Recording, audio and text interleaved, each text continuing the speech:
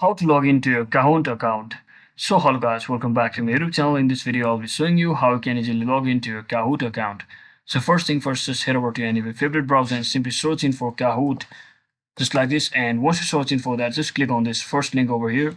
So it's a game-based learning platform where you can learn with the enjoyment. And once you're inside here, just tap on this login button over here at the right and just wait for a few seconds and until you get this screen. So you can basically log in with your Google account, Microsoft, Apple, or other account as well. But if you already have registered with your email account, you can basically search in or click on this email, just like this email, as well as your password, just like this, and make sure your every detail is correct.